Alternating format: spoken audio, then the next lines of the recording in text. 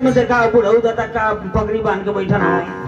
हाँ एगो आओ काका बैठल कुर्सी पर देखला तो बगलिए में भैया वो लाइट लेके हम ये लोग नाच देखे वाला हम लोग और नाच खाए वाला इन लोग का दिमाग निकाह कहाँ रह जाना तड़ा कहाँ रहे लेडीसिया का ढोरी कितना गहीर है।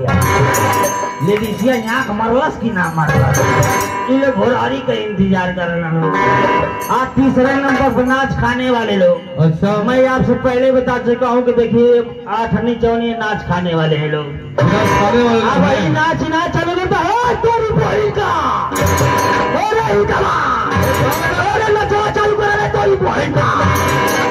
आज जब नाच चालू हो जाए तो इन लोग के ना पता चली कि आनी आई कि पत्थर पड़ल की बारिश भई। नाच खाओगे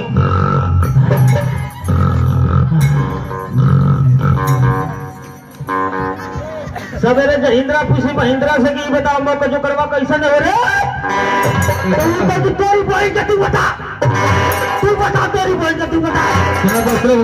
अरे यार तो के ना कर जाओ थी लइकवा कहे ना समझ दवा तुम ऐसे बार बार इशारा क्यों कर रहे हो? नहीं लइकवा कहे ना सुना लइकवा कहे कि तोरी बोली का तू बता तोरी बोली लइकवा कहे ना सुन देखा तनके में नाच खाओ के पड़ जे पता चली कि सदर हॉस्पिटल बन गया है। तो लो नाच खा बोलो लो काका अभी बाकी कसर मसर बाकी है। अच्छा अभी पूरा बताइए हम कि बहुत दिनों के बाद मुलाकात हो रही है। एक दिन टाइट कर बाबू आकाश। हाँ भाई साहब सही बात है भाई साहब हमसे और आपसे बहुत दिनों के बाद मुलाकात हुई है। अरे बिल्कुल तो है कि मुलाकात नहीं मुलाकात।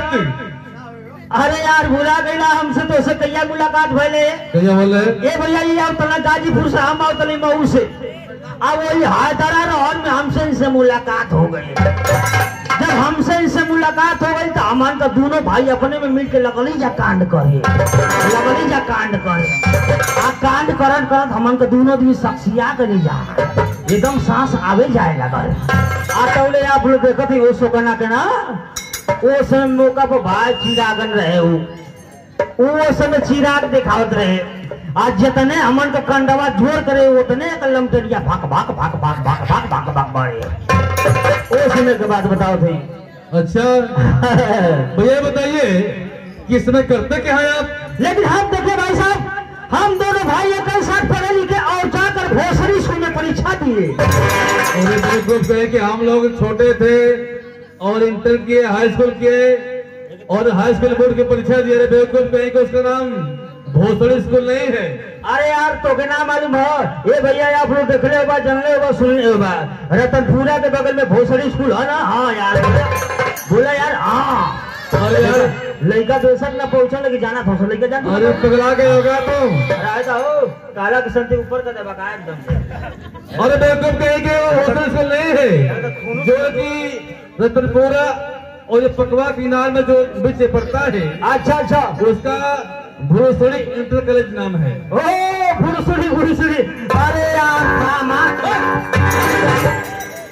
और यार तो इतने अच्छे से तो हाथ मिलाते हो और अगवा कहाँ फेंक रहे थे? अरे यार मैं बोला हूँ कि थैंक यू यार। थैंक यू ऐसे बोला जाता है? अरे यार गुड नाइट। अरे बिल्कुल बताओ गुड मैंने क्या होता है? गुड मैंने अच्छा होला और नाइट मैंने क्या होता है? नाइट मैंने रात होले। और फल ना लगे इसमें से? जानते यार समय कहाँ फाल लग जाता है? कहाँ लगता है? आज के समय में नेट वाली साड़ी चली है उसी के किनारे में 2 भीतर का फाल लगता है उसी को फाल बोलते हैं साले। क्या कह रहे हो? अरे बेवकूफ कह के गाल दे रहे हो।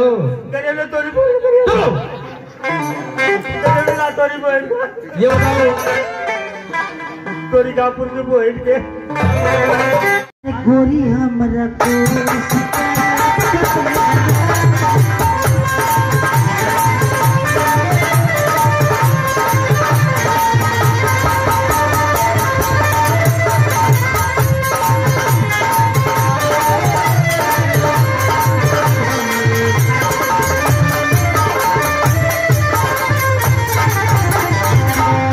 हाँ